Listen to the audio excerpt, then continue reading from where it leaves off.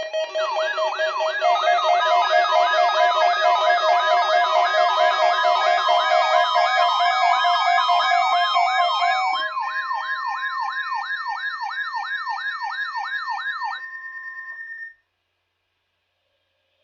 is a weekly test of the NOAA weather radio warning device. During potentially dangerous weather situations, specially built receivers are automatically activated to warn of the impending hazard. Tests of these receivers normally are conducted by the National Weather Service every Wednesday around noon. When there is a threat of or existing severe weather in the area on Wednesday, the test is postponed until the next good weather day.